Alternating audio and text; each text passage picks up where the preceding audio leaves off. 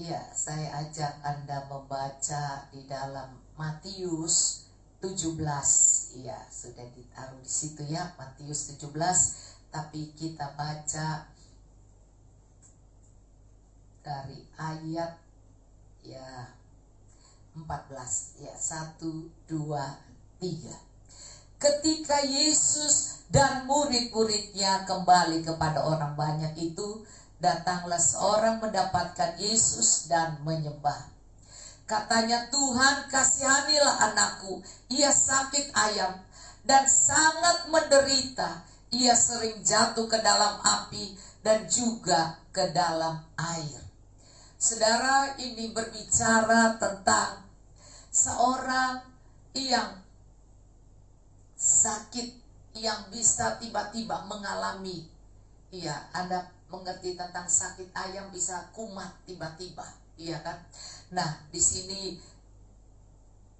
ini sangat mempengaruhi emosi dan juga mental orang itu. Sebab itu kita harus kuat dalam kesehatan spiritual kita. Kita harus kuat di dalam iman kita kepada Tuhan. Karena di sini bahwa penyakit yang bisa datang, bisa pergi suka-suka. Ya, saudara, maka kita baca di sini bahwa waktu Yesus, ya, karena saya pengen satu pasal, saudara, maka kita mulai saja dari ayat 1 ya, supaya saya setiap kali mengajak Anda membaca satu pasal. Nah, Anda perhatikan, Yesus dimuliakan di atas gunung dari ayat 1 saja, karena kita akan nyampe ke ayat 20 itu. Iya. Kita mulai Matius 17. 1, 2, 3. 6 hari kemudian Yesus membawa Petrus, Yakobus, dan Yohanes saudaranya, dan bersama-sama dengan mereka ia naik ke sebuah gunung yang tinggi. Di situ mereka sendiri saja. Saudara, di sini Anda perhatikan, Yesus membawa Petrus, Yakobus, dan Yohanes saudaranya, dan bersama-sama dengan mereka ia naik ke sebuah gunung yang tinggi. Di situ mereka sendiri saja. Tuhan hanya berempat. Ya, di sana Yesus, Petrus, Yakobus, dan Yohanes. Dia tidak perlu banyak orang untuk datang ke Gunung Kudus, untuk datang, menyendiri, berdiam diri. Jadi saudara, untuk kita bisa berdiam diri, ya, ini dari Matius 17 ayat 1. Kita bacanya ya. Nah, di sini Anda perhatikan, di situ mereka sendiri saja. Sewaktu Tuhan harus mau untuk bisa menyendiri dan bisa mendengar suara Bapaknya. Kadang-kadang kita pikir harus banyak orang, tidak. Tetapi dia hanya membawa orang-orang yang dekat dengan dia. Dia hanya bawa Petrus, Yakobus, dan Yohanes saudaranya. Ya, dia punya saudara nama Yohanes. Nah, bukan Yohanes Pembaptis ini, Yohanes ya. Nah, Anda lihat di sini yang menulis kitab Wahyu ini Yohanes ya. Nah, saudara, Anda perhatikan di sini, Yohanes saudaranya Tuhan.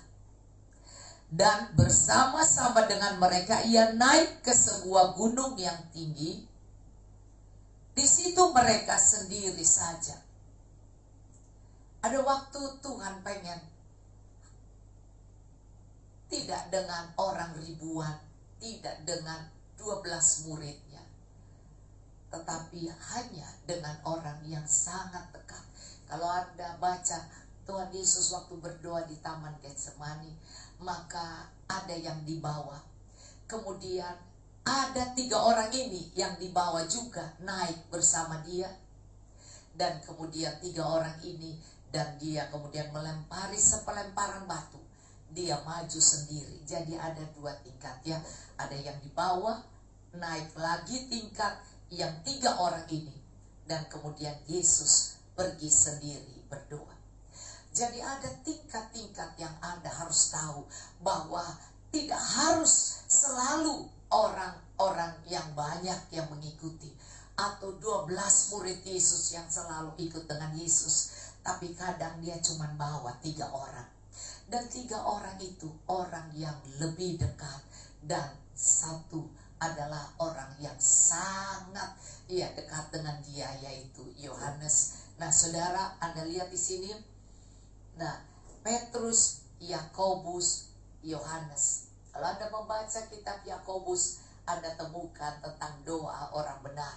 Yakobus adalah orang yang kuat berdoa. Petrus juga, kalau Anda baca, bahwa Petrus berkata 1 Petrus 4 ayat 7, dia bilang kalau hari-hari yang akan datang, kita harus bisa berdiam diri.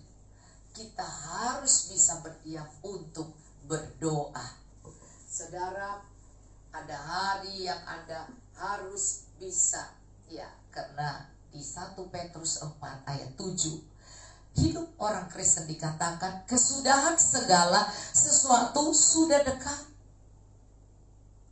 Karena itu kuasai dirimu dan jadilah tenang. Anda harus tenang supaya kamu dapat berdoa.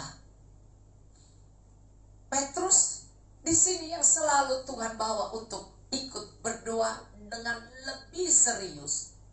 Dia bawa Petrus, Yakobus, yang tulis Yakobus 5 ayat 16-17 dikatakan tentang, kita tahu kan, doa orang benar besar kuasanya. Yakobus 5 ayat 16 mungkin dan 17, dan di situ dia katakan Elia manusia biasa sama seperti kita, tapi Elia telah bersungguh-sungguh berdoa. Kenapa, saudara? Kena dampak dari 3 orang ini yang selalu dibawa, selalu diajak. Yakobus 5 dikatakan, karena itu hendaklah kamu saling mengaku dosamu, saling mendoakan.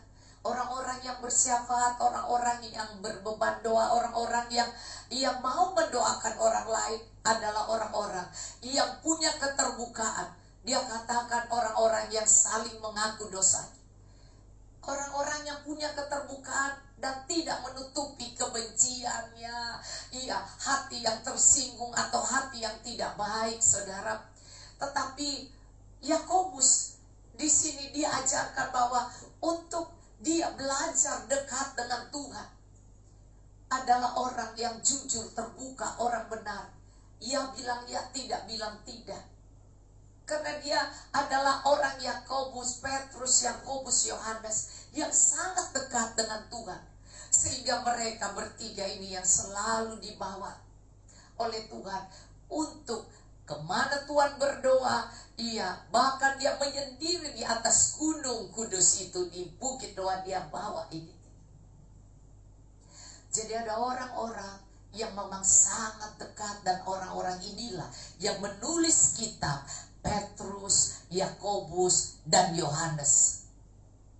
Dan di situ berisikan pewahyuan, berisikan suara kenabian, bahkan berisikan tentang mengajar tentang.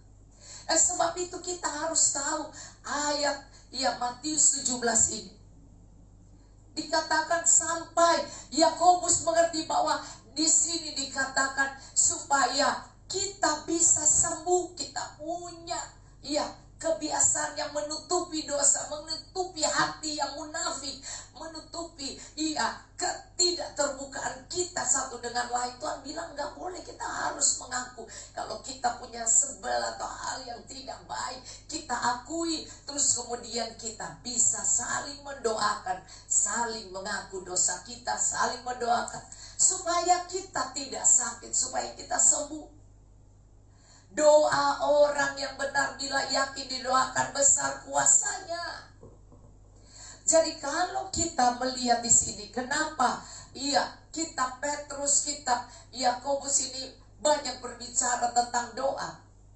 Dan Yohanes, saudara, sebentar kalau kita buka di 1 Yohanes, di sana bahkan doa yang berani, yang berani dan tahu bahwa doa kita pasti didengar. Wow, Yohanes saudara Yesus. Nah, Anda lihat di sini dikatakan Elia adalah manusia biasa, sama seperti kita. Jadi kita ini tidak perlu merasa luar biasa. Ada pendoa biasa saja, tidak usah terlalu berlebihan. Doa kita yang sederhana itu Tuhan dengar, Tuhan bahkan baca, saudara. Wow, pikiranmu Tuhan baca, hatimu Tuhan tahu, pandanganmu Tuhan tahu. Sehingga kadang-kadang kau tidak perlu mengucapkan dengan mulutmu. Tuhan tahu, sebab itu dikatakan di 1 Korintus 19 dikatakan 14 kalau tidak salah. Dia bilang, aku akan berdoa dengan akal budi, aku akan berdoa dengan roh, aku akan memuji dengan akal budi, aku akan memuji dengan roh. Artinya kita pun bisa, di roh kita, di hati kita, pikiran kita, perasaan kita itu berbicara roh harus menjadi satu dengan Roh Kudus dan Tuhan baca. Sehingga saudara, saat saya membaca dan saya berpikir dan saya mulai mengingat seseorang, maka itu bisa terjadi, saudara. Orang-orang itu bisa tiba-tiba menghubungi saya. Saudara, gak ada yang sulit, karena Tuhan membaca kok. Tuhan baca di saat kita khawatir, di saat kita takut, kita cemas. Tuhan bilang, oh dia tidak menyerahkan masalahnya kepadaku. Dia tidak mempercayai Tuhan sungguh-sungguh. Dia masih memakai kedagingannya karena dia khawatir, dia takut, dia cemas. Iman itu adalah dasar dari apa yang kita tidak pernah lihat, tidak pernah dengar. Tuhan bisa memberikan kepada kita. Hanya kita berpikir saja. Karena kalau kita menjadi satu dengan rohnya, maka roh itu ada di dalam hati kita dan kita menjadi bait Allah. Di mana roh Allah diam di dalam kita, kita adalah bait Allah. Maka di situ roh Allah ada, sehingga kita bisa mendengar suaranya. Sehingga kalau kita bersungguh-sungguh, Tuhan katakan, gak usah terlalu berlebihan, hanya masalahnya sungguh-sungguh saja. Sungguh-sungguh melayani Tuhan, sungguh-sungguh berbicara, ya iya, ya tidak. Suatu kebenaran, satu kejujuran, tidak ada kebohongan di dalamnya. Maka saudara, orang-orang itu menjadi bait Allah. Maka saat dia bersungguh-sungguh, bahkan dia menginginkan supaya hujan jangan turun. Dan hujan pun tidak turun di muka bumi selama 3,5 tahun. Tapi kalau dia berdoa sungguh-sungguh hujan, turun, maka hujan pun bisa turun. Kekuatan kuasa orang yang bersungguh-sungguh, orang yang fokus ke Tuhan, orang yang punya keterbukaan, orang yang tidak munafik, dan tidak ada hal kebohongan. Saudara, kalau Anda berbicara tidak ada kebohongan, tidak ada kemunafikan, tidak ada hal yang Anda tutupi, maka Anda tidak perlu cemas dalam hidup ini. Karena tidak akan ada yang salah yang keluar dari mulut kita, karena kita tidak berbohong. Nah saudara, betapa indahnya kalau Tuhan ada di dalam hidup kita. 3 orang ini, kalau Anda baca dikatakan, yang naik adalah Petrus, Yakobus, dan Yohanes, saudaranya, saudara Tuhan Yesus. Dan bersama-sama dengan mereka, ia naik ke sebuah gunung yang tinggi. Di situ mereka sendiri saja. Tidak perlu saudara orang banyak, dan kemudian kita nggak sadar mereka itu ternyata mata-mata musuh, atau ternyata mereka itu cuman orang-orang yang belum bisa bersungguh-sungguh, bahkan mereka nggak bisa serius, sehingga membuat kita tidak bisa mendengar suara Tuhan. Maka marilah kita tidak perlu harus bilang, oh gereja besar, teman yang banyak. Tidak saudara, Yesus sahabat kita. Dia sangat mengerti. Dan dia tahu bahwa Anda butuh teman-teman yang serius untuk bisa sendiri, bisa saudara, dan tidak ada kemunafikan dan tidak ada kedagingan, hanya wow yang penting bisa dapat duit, dapat apa, enggak saudara. Oh nanti keren, enggak. Kita cuman sederhana saja. Saya sangat suka kata-kata yang dikatakan Elia manusia biasa. Padahal Elia luar biasa. Dia tutup langit, langit tertutup. Dia buka, terbuka. Jadi kalau dia mau bikin padam, kalau dia ngomong tentang biar susah aja ini manusia pada berdosa, pada nggak mau bertobat, pada kedagingan, pada mikirnya cuma duit, kelihatannya melayani padahal cuma duit yang dipikirkan. Dan tidak ada kebenaran. Nah saudara, dia sebel saja melihat. Maka dia bilang tutup aja langit. 3,5 tahun lalu saudara, kita baru 2 tahun lebih kita sudah rasa stres, banyak yang mengeluh, banyak yang sakit, dan bahkan banyak yang tidak sadar karena mereka stres, mereka mati saudara karena stres.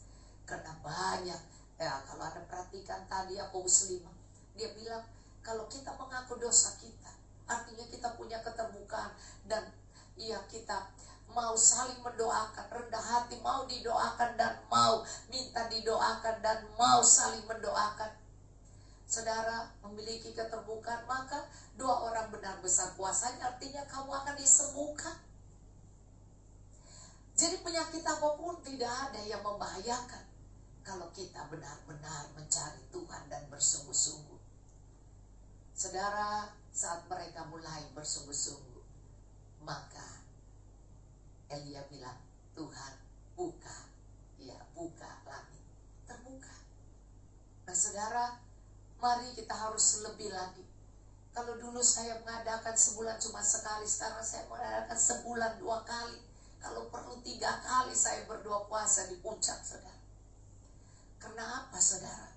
Karena saya pikir banyak hal cuma terbuang karena orang-orang cuma takut COVID. Dan mereka tidak bisa berdoa bersungguh-sungguh. Dan tidak bisa meninggalkan kesibukan keluarga, rumah tangga, masa, dan kesibukan sehari-hari mereka. Tapi mari kita bisa datang kepada Tuhan. Di 1 Petrus 4 ayat 7 berkata, kesudahan segala sesuatu sudah dekat. Mari kita berusaha untuk berdiam diri, berusaha untuk bisa mendengar suara Tuhan, supaya kita bisa berdoa. Sebenarnya doa itu kan akan dijawab Tuhan. Tapi kalau kita gak sungguh-sungguh, jangan harap doa kita dijawab. Tapi kalau kita bersungguh-sungguh menaruh Tuhan, pekerjaan Tuhan, pelayanan Tuhan, penyembahan pujian, dan semua yang disukai Tuhan, dan kita menaruh itu pada Tuhan, dan lebih sungguh lagi, tidak bercabang hati, tidak hanya perlu Tuhan karena kita membutuhkan keuangan, membutuhkan pekerjaan, membutuhkan pertolongan atau apa, tidak, kita harus mulai intim, lebih intim dan sangat intim di hati. Kesudahan segala sesuatu sudah sangat dekat. Mari kita berusaha untuk datang kepada Tuhan dengan segenap hati kita. Jangan sampai Anda lupa bahwa firman Tuhan di 1 Petrus 4 ayat 7 bilang, kalau kita mau berdoa, kita harus sadar bahwa Tuhan sudah mau dekat. Keadaan dunia sudah mau selesai. Tuhan sudah dekat. Sebab itu kita perlu untuk belajar berdoa yang benar-benar lebih lagi sampai kita seperti orang naik ke atas gunung. Kita harus kuasai diri kita, jangan kedagingan hanya kepengen ini, kepengen itu, kepengen apa saja, enggak, kuasai diri. Saudara, ini adalah buah roh dalam Galatia, buah roh Galatia 5, buah roh yang terakhir adalah kuasa penguasaan diri. Kuasai diri, barulah jadilah kau tenang. Jangan masukkan macam-macam kedagingan, minta ini minta itu. Akhirnya kita tidak bisa menaruh Tuhan. Lebih lagi dan lebih lagi fokus. Mari saudara, tujuan ini adalah supaya kita bisa berdoa. Ini adalah pelajaran doa sebenarnya. Karena Tuhan membawa 3 orang itu. Maka saya buka di Petrus ini, 1 Petrus 4 ayat 7. Saya buka di Yakobus 5 ayat 16-17. Aduh, banyak sekali saudara. Bahkan kalau Anda lihat di 1 Yohanes dikatakan 1 Yohanes, Anda akan lihat di sini.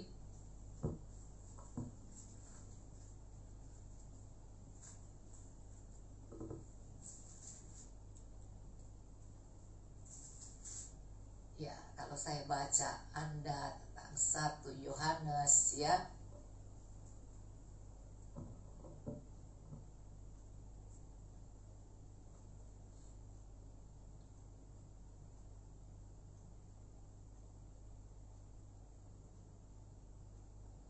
Ya, Anda perhatikan di sini saya baca ya pada Anda di dalam 1 Yohanes 5 1 Yohanes 5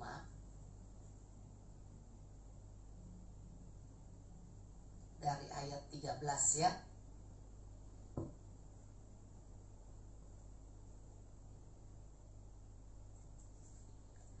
Semua itu kutuliskan kepada kamu supaya kamu percaya kepada nama Allah, yaitu Yesus Kristus tentunya ya. Tahu bahwa kamu memiliki hidup yang kekal. Maka ayat 14. Dan inilah keberanian percaya kita kepadanya. Ya, ayat 14 ya. 1 Yohanes 5 ayat 14. Kepercayaan kita kepadanya. Anda lihat, dan inilah keberanian percaya kita kepadanya, yaitu bahwa Ia mengabulkan doa kita kalau kita meminta sesuatu kepadanya menurut kehendaknya. Saudara, dan lihat di sini 1 Yohanes 5 ayat 14. Inilah keberanian percaya. Harus punya iman yang benar-benar saudara ya. Berani banget percaya. Iya, keberanian percaya kita kepadanya. Berani percaya apa? Yaitu bahwa Tuhan mengabulkan doa kita. Kita harus tahu banget bahwa kalau kita berdoa sungguh-sungguh, Tuhan jawab doa kita. Harus punya keberanian percaya. Jikalau kita meminta sesuatu kepadanya menurut kehendaknya. Dan jikalau kita tahu bahwa Ia mengabulkan apa saja yang kita minta, maka kita juga tahu apa saudara? Kalau kita tahu bahwa Tuhan itu menjawab doa kita, maka kita juga tahu bahwa kita telah memperoleh. Kita harus percaya kita sudah memperoleh segala sesuatu yang telah kita minta kepadanya. Ini tingkat yang harus Anda lalui, bahwa 3 orang yang senantiasa ikut berdoa di atas gunung, menyepi dengan Tuhan. Saya tidak perlu orang banyak saudara yang ikut saya doa puasa. Saya cuma perlu orang yang tidak bercabang hati, orang yang bersungguh-sungguh. Orang yang tidak pikir, aduh mau cepat pulang, aduh mau cepat pelayanan, aduh mau cepat begini, mau pergi pelayanan apa. Tidak, hanya berpikir, aku datang berdoa. Nah saudara, disinilah Tuhan melakukan.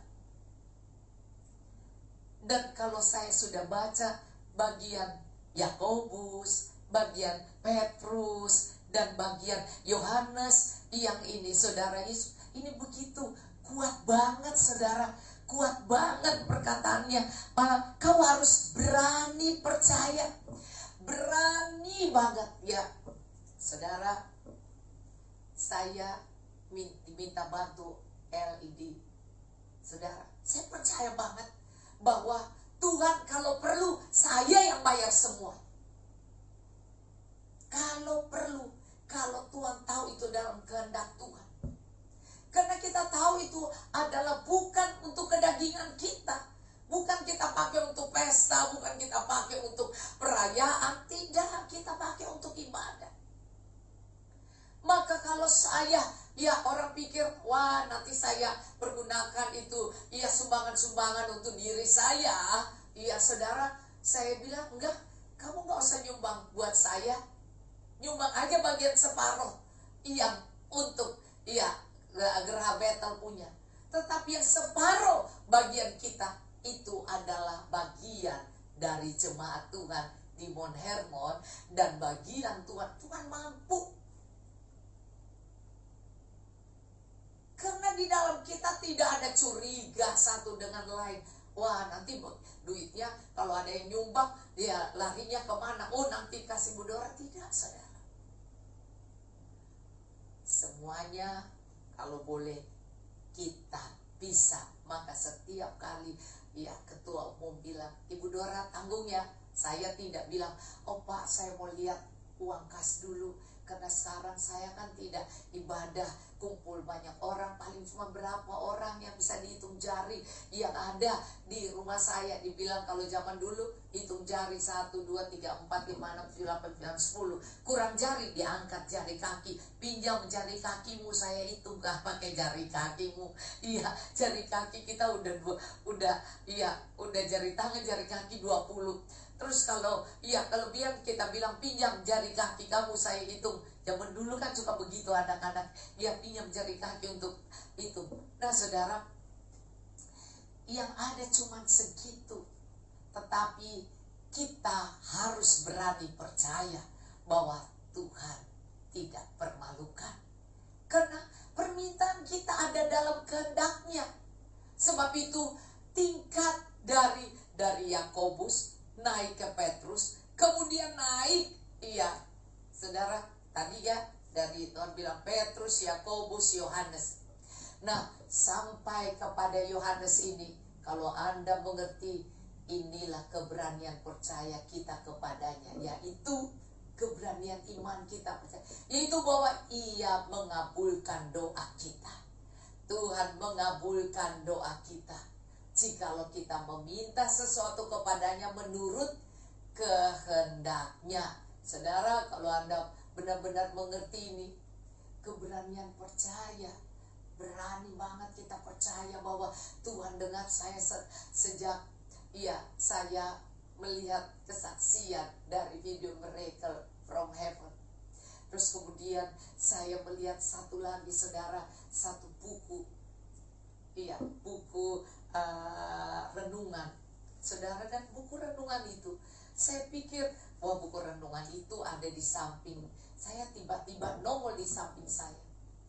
Dan kemudian ternyata isi renungan itu cerita tentang seorang anak juga yang dibawa ke surga. Yang anak yang dibawa ke surga ini dia tidak sempat mati atau tidak sempat, tapi dia melihat tubuhnya. Dia melihat tubuhnya karena dia tiba-tiba usus buntunya pecah. Dan usus buntunya kebetulan dia anak pendeta, dan kemudian papanya ini mengalami banyak tantangan penyakit saudara. Sembuh penyakit, sembuh, terus kemudian dia gak punya duit, harus membayar dokter. Tiba-tiba ada aja yang mengirim berkat sehingga dia bisa menyelesaikan pembayaran itu semua. Sehingga dia sempat hampir kecewa. Tetapi kemudian Tuhan membuat dia melihat pertolongan Tuhan. Tetapi waktu anaknya sakit, dan anaknya sudah berapa hari, bukan baru hari itu saja pecah usus buntunya, ternyata sudah berhari-hari. akhirnya sudah infeksi di dalam, barulah anak itu menjerit sakit banget dan dia sampai mau pingsan-pingsan. Akhirnya dibawa langsung ke dokter. Dokter lihat, ternyata dia usus buntunya sudah pecah udah berapa hari. Dan iya, dokter bilang saya tidak janji bahwa anak ini hidup ya, karena anak ini harus itu virus dia ya, karena udah bertebaran kemana-mana bakteri itu dan dia harus dikeluarkan ini begitu banyak dan harus bisa secepatnya, karena dokter pun menyerah saudara. Tapi dokter tetap berusaha, tapi dia tidak janji apakah anak ini bisa hidup setelah di waktu operasi. Dan dia tidak janji apakah akan cepat bisa cepat, karena sudah berapa hari dan ini sudah menjadi kuman bakteri yang udah menjadi seperti virus yang tidak baik. Nah saudara, saat itu tidak berhenti jantungnya dan tidak mati, cuman memang harus dikasih pingsan ya, tapi tidak mati dan jantungnya masih dan mamanya menangis terus. Dan bapaknya ini pendeta, dia lari dari rumah sakit itu, cari ruang doa, dia cari saudara, dia cari ruang doa, dia cari di sana di Amerika ada rumah sakit dan ada tempat ibadahnya, ada gereja di rumah sakit itu. Dia lari ke gereja itu dan dia berteriak menangis. Dia marah ke Tuhan, dia mengeluh, dia katakan, kenapa harus terjadi? Kan sudah cukup dia yang mengalami proses sakit ini, sakit kanker, sakit apa, dan sudah cukup dia saja.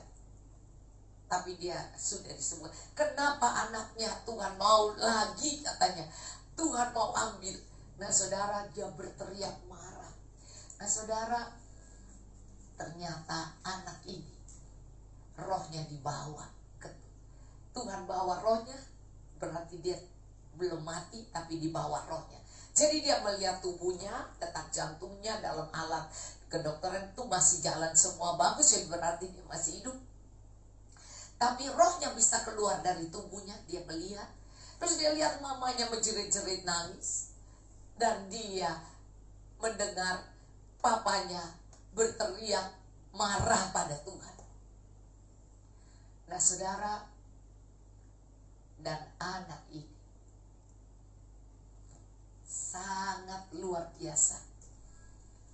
Dia pun dibawa Tuhan. Jadi saudara, dia dibawa Tuhan juga ke surga. Dan di surga sana, dia berjumpa dengan saudara opanya. Dan dia tinggal dengan opanya. Wow, saya sampai, Tuhan kenapa ya kasih? Saya melihat film Miracle from Heaven. Terus saya melihat membaca kesaksian ini yang luar biasa, yang saya tidak mencari-cari saudara. Dan dia kaget. Ternyata dia belum pernah tahu opanya dan belum pernah lihat dan belum mengerti, karena opanya itu meninggal waktu papanya baru umur 3 tahun kalau tidak salah. Jadi papanya baru 3 tahun, opanya itu sudah meninggal. Jadi semua tidak pernah ngomong opanya, tidak. Jadi anak itu masih kecil. Anak ini masih kecil saudara. Anak ini baru 4 tahun apa 3 tahun. Jadi anak ini usus buntunya pecah ini sangat kecil. Sehingga kalau dia cerita, mamanya gak percaya. Mamanya bilang ini, jangan dipercayain, anak-anak mah bisa halusinasi, anak-anak itu nggak usah dipercaya. Jadi dia suka sebal kalau anak ini cerita tentang surga, tentang Tuhan yang dia lihat. Nah saudara, bayangkan dia lihat, dia tinggal dengan opanya, dan papanya bilang, yang benar, lu tahu opa kayak Terus dia kasih lihat papanya, coba yang mana. Terus dia tunjuk dan itu benar. Saudara, di surga, saudara. Luar biasa ya saudara. Surga itu nyata dan Yesus itu nyata. Terus dia bisa menggambarkan muka Yesus, tapi dia tidak bisa lihat semua yang digambar-gambar itu. Nggak ada yang persis yang seperti yang dia lihat di surga. Dia lihat taman yang indah. Dia bilang dia melewati awan-awan, dan dia lihat itu sungai, dan dia jalan di atas lantai yang begitu seperti air gitu. Dan wow, yang sangat mamanya nggak mau percaya itu semua, saudara. Tapi satu waktu papanya mendengar berita di televisi bahwa seorang anak, berita di televisi, anak yang diangkat Tuhan juga berjumpa di surga. Dan kemudian anak ini ternyata bisa melukis. Dan apa yang diceritakan anak itu sama seperti apa yang diceritakan anak dia. Anak dia yang duluan dapat diangkat ke surga. Tapi kemudian berapa lama kemudian anak itu, anak perempuan itu dibawa ke surga. Jadi bukan teman mereka, kenal, cuman melihat di televisi. Dan kemudian papanya pergi cari. Dan saudara, ternyata dia melukis, perempuan itu melukis foto Yesus yang dia lihat, saudara. Karena anak dia bawa kemana-mana, galeri di mana semua foto Yesus, dia bilang nggak ada yang persis banget, nggak ada. Tapi waktu dibawa ke orang ini yang bersaksi televisi, mereka temukan orang itu, dan kemudian anak itu tiba-tiba yang nggak bisa melukis bisa melukis. Dan kemudian ditanya, apakah foto ini benar nggak foto muka Yesus? Dan kemudian anak itu, saudara, anaknya Pak Pendeta itu bilang, iya benar, itu yang mirip banget, katanya. Dan yang lucu, saudara, mamanya nggak mau percaya, semua bilang itu mah bohong, itu semua bohong, jangan percaya anak-anak. Tiba-tiba mereka lagi bersama-sama dengan mamanya. Tiba-tiba dia nanya ke mamanya, Mama, saya punya kakak perempuan dan dia baik sekali. Tapi terus mamanya bilang, loh iya, kamu punya kakak perempuan, yang maksudnya yang hidup. Ini kakak perempuanmu memang ada, bukan yang ini, katanya. Kok mama tidak pernah bilang pada saya kalau saya punya kakak perempuan? Mamanya bingung, saudara. Wah, saya aduh. Nah, ternyata, saudara, anak ini berjumpa dengan kakaknya yang mamanya hamil 2 bulan. Mamanya hamil 2 bulan. Dan mamanya keguguran. Saudara, lucu ya. Dan anak itu ada di surga dan sudah besar. Dan kemudian, saudara, dia bilang, anak itu kok mama tidak bilang ke dia kalau dia punya kakak. Maksudnya cici, kakak perempuan. Mana mama tahu, katanya. Loh, kok kamu bilang, kapan saya punya anak? Kata mamanya nggak tahu. Terus dia katakan, anak itu rambutnya hitam cicinya. Terus mamanya tanya, namanya siapa kalau kamu bilang anak mamanya? Terus dia bilang, cicinya itu gak punya nama, di surga pun gak punya nama. Kenapa? Loh, gak punya nama? Karena mama gak kasih nama pada dia, katanya. Hah? Masa punya anak gak kasih nama? Iya, karena mama pernah hamil. Dan kaget mamanya, saudara. Ya, saya juga merinding bacanya, saudara ya. Dia bilang, benar, saya pernah hamil dan keguguran. Tapi waktu itu tidak tahu itu anak laki atau perempuan. Karena belum USG yang sampai sekarang itu yang sudah bisa mendeteksi kalau 2 bulan sudah ketahuan. Nah, saudara, dia bilang, jadi saya tidak tahu, saya keguguran, saya tidak tahu anak saya laki atau perempuan. Tapi anaknya bilang, mama tidak kasih nama pada dia, sehingga di sana dia tidak punya nama. Tapi dia yang peluk-peluk saya, dia sayang saya. Dan dibilang dia cicinya. Waduh, saudara, kalau ada yang keguguran, ya kan, atau yang menggugurkan, mari kita minta ampun dosa. Dan kita juga ingat, mereka tetap hidup, ternyata sudah jadi di perut itu, baru aja itu sudah punya kehidupan. Dan dia bilang, rambut sama seperti rambut mama. Rambut itu, karena cicinya yang satu yang hidup itu rambutnya pirang. Nah, dan mamanya rambut, dan dia bilang rambutnya seperti mama. Saudara, mamanya nangis dan mamanya bilang, aku percaya sekarang bahwa benar kau pernah ke surga. Benar, saudara. Yang tidak percaya, Tuhan akan membuktikan bahwa kehadiran Tuhan itu benar-benar ada. Dan orang yang bercerita tentang ia dibawa ke surga, dan dia juga, anak ini yang 4 tahun ini dibawa ke surga dan berjumpa dengan waktu papanya bilang, yang benar, apa papanya punya opanya itu masuk surga? Karena opanya itu malas ke gereja. Saudara, lucu banget ya, saudara.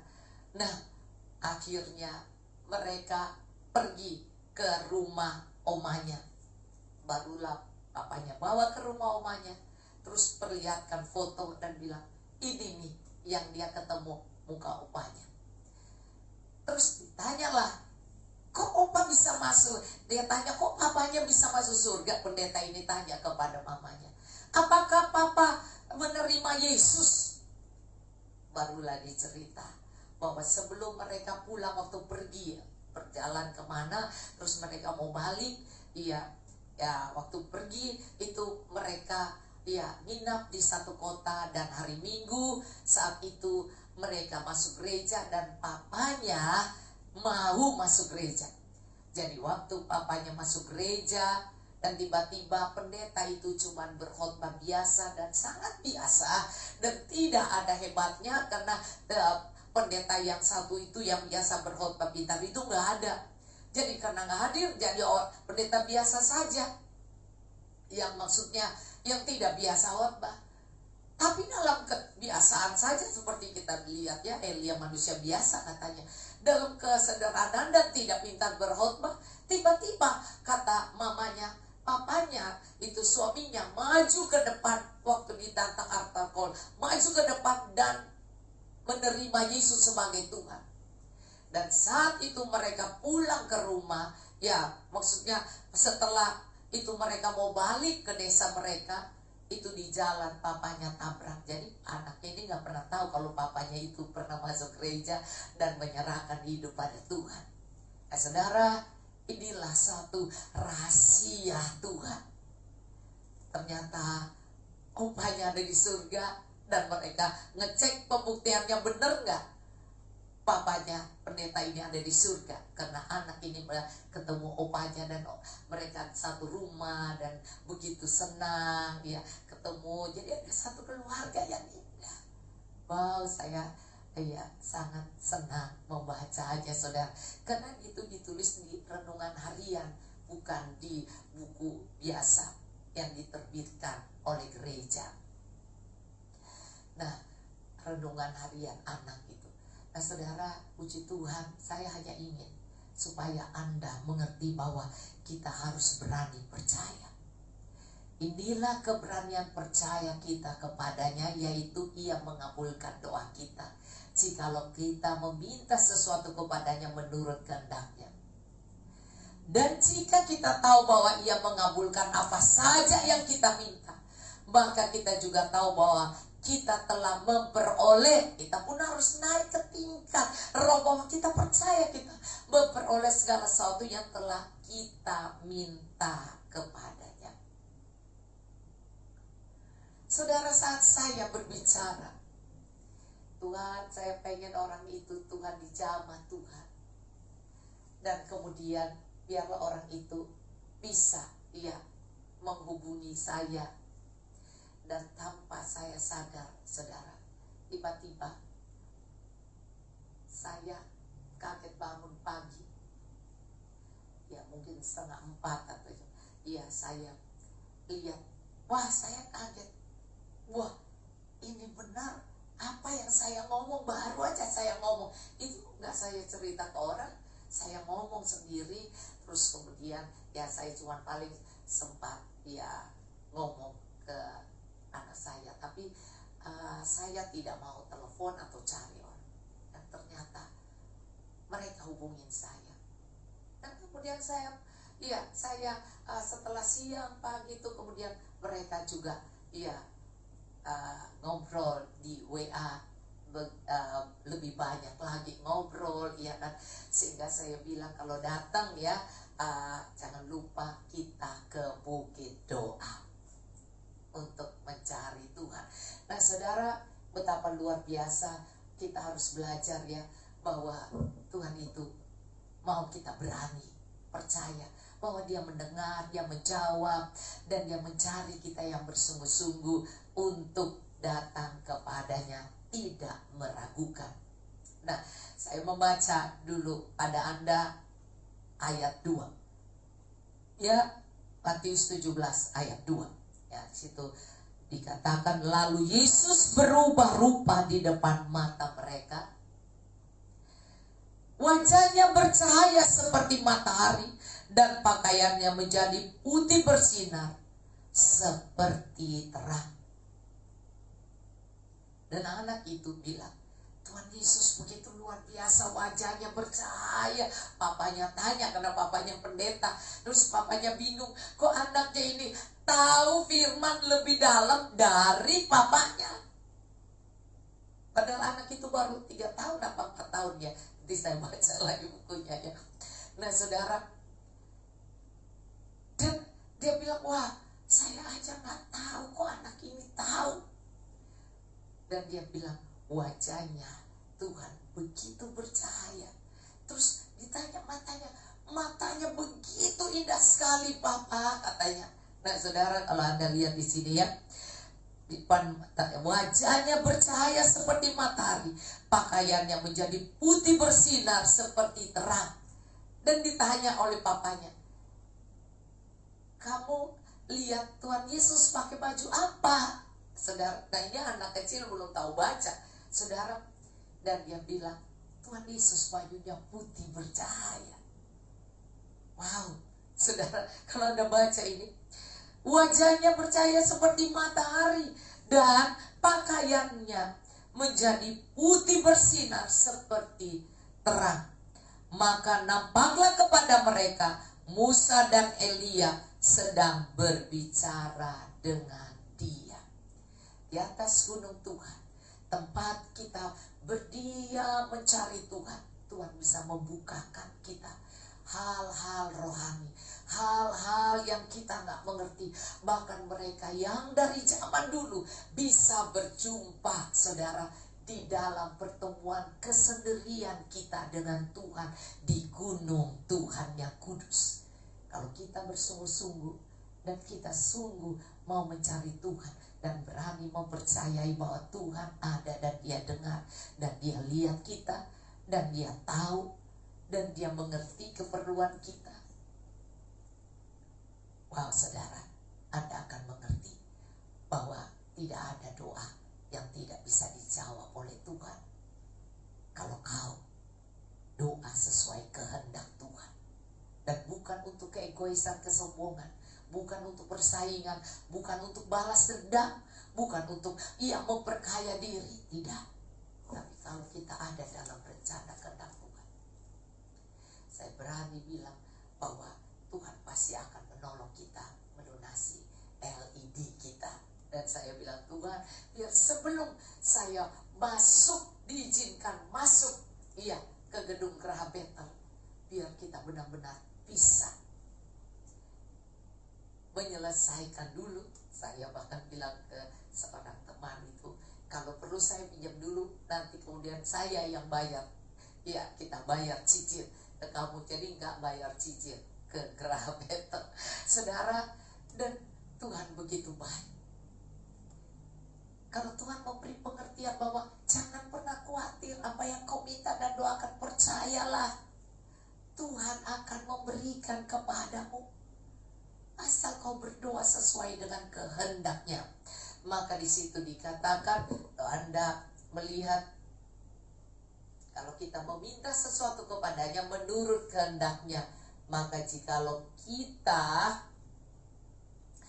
tahu bahwa Ia mengabulkan apa saja yang kita minta, maka kita juga tahu bahwa kita telah memperoleh segala sesuatu yang telah kita minta kepadanya. Markus 11 itu tulis begitu, saudara. Percaya kepada Allah, percaya apa yang kau doakan, dan percayalah bahwa kau sudah menerimanya, maka kau akan menerimanya. Maka saudara, saya mengakhiri Anda. Kalau Anda bersungguh-sungguh, Tuhan akan membuka mata rohanimu, dan kau akan melihat Tuhan bukan dalam tubuh Tuhan yang ada di dunia ini, tetapi Tuhan yang sudah diubahkan. Bayangkan waktu itu Tuhan ada di dunia, tetapi Tuhan kasih lihat pada mereka, kehidupan Tuhan yang sudah di surga, yang sudah memiliki suatu kehidupan yang dimana rupa wajahnya bercahaya seperti matahari dan pakaiannya menjadi putih bersinar seperti terang. Itu yang ada di Wahyu, yang ada muka Tuhan di surga. Jadi berarti di dunia pun kita, Yesus yang ada di dunia bisa saat itu Petrus, Yohanes, Yakobus bisa pegang, tapi Tuhan izinkan dia melihat penglihatan surga.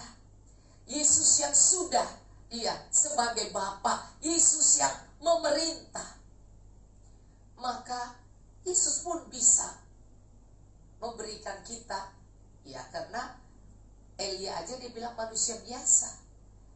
Petrus, Yakobus, Yohanes, lebih lagi saudara, kan? Nah saudara, kita biasa, tapi Tuhan bisa membukakan kehidupan surga, kehidupan Kristus, sehingga kita harus punya keberanian percaya bahwa kalau Anda berdoalah sebagai orang benar, berdoalah sungguh-sungguh, berdoalah sambil punya ketenangan. Di 1 Petrus 4 ayat 7, tenang, karena Tuhan sudah mau datang. Berdiam diri, tenangkan, kuasai diri, jadilah tenang, supaya kita bisa berdoa, dan doa kita dan doa orang benar yang punya keterbukaan dan tidak ada kemunafikan, dan yang percaya bahwa Tuhan mendengarnya dan Tuhan menjawab. Mari saat Anda berdoa, berdoalah dengan hati yang bersih, tidak ada kemarahan di dalamnya.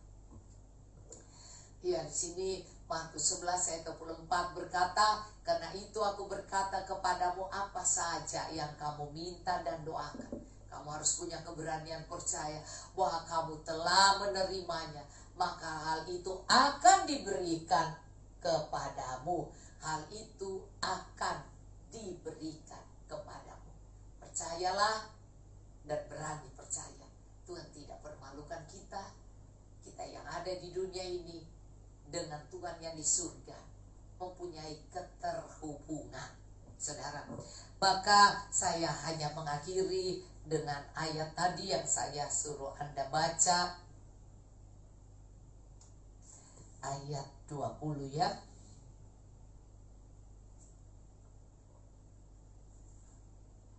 Ia berkata kepada mereka, karena kamu kurang percaya, sebab aku berkata kepadamu, sesungguhnya sekiranya kamu mempunyai iman sebesar biji sesali saja, kamu dapat berkata kepada gunung ini, pindahlah. Kekuatan dari kuasa perkataan orang benar. Iya, orang yang berdoa sungguh-sungguh. Pindahlah dari tempat ini ke sana, maka gunung ini akan pindah. Dan takkan ada yang mustahil bagimu. Gunung aja pindah. Kita ngomong gunung pindah, apalagi cuman COVID, saudara. Mari berdoa sungguh-sungguh ya. Takkan ada yang mustahil bagimu.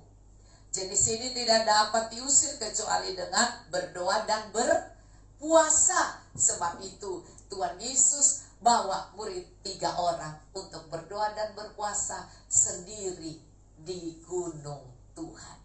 Sendiri di bukit doa. Mereka hanya bertiga, berempat dengan Tuhan. Dan mereka sendiri. Saya percaya ini adalah doa puasa. Dan saya juga merasa bahwa setiap kali saya naik ke puncak ada sukacita. Walaupun saya tidak berlebihan seperti orang lain harus tidak, ya, tidak makan, tidak minum, tidak. Saya bikin puasa imun sehingga lebih mudah, tetapi ada hati yang damai. Di sana ada sukacita. Tuhan Yesus pun sewaktu dia selesai, dia pelayanan, dia naik ke gunung. Dan di sana kita sudah baca tentang Petrus, Yakobus, Yohanes, dan kemudian kita tahu pengenapan ayat itu, bahwa kita tidak perlu khawatir, kita harus berani percaya bahwa doa kita dijawab oleh Tuhan, diteguhkan di dalam Markus, di dalam ayat yang dikatakan Markus 11 ayat 24 itu ya. Jadi saudara percaya bahwa kita punya keterhubungan dengan Tuhan. Kita terhubung dengan surga, kita terhubung dengan Yesus yang sudah di surga. Dia bisa menampakkan diri pada Petrus, Yakobus, dan Yohanes dalam rupa yang sudah diubahkan. Artinya rupa di mana Yesus sudah naik ke surga. Dan Yesus di surga dengan wajah yang seperti yang dilihat oleh anak-anak itu yang dibawa ke surga, ternyata sama, saudara, dengan jubah putih bersinar, wajah yang bersinar, kata anak-anak itu, mata yang begitu luar biasa. Saya percaya kalau kita benar dengan Tuhan, kita punya keterhubungan dengan Tuhan, maka tidak ada doa yang tidak dijawab oleh Tuhan. Tuhan Yesus memberkati. Haleluya. Mari kita menyanyikan satu pujian. Ingat sekali bahwa Ibrani 11 ayat 6 berkata, tanpa iman tanpa kita percaya sungguh-sungguh, tanpa iman, tanpa pelayanan roh yang kita percaya, kita tidak berkenan. Kalau kita mau datang kepada Tuhan, kita harus percaya Tuhan ada. Dan Tuhan benar-benar hidup, dan surga itu benar nyata. Dia memberikan upah kepada kita yang sungguh-sungguh mencari Dia. Dia akan menjawab doa kita kalau itu sesuai dengan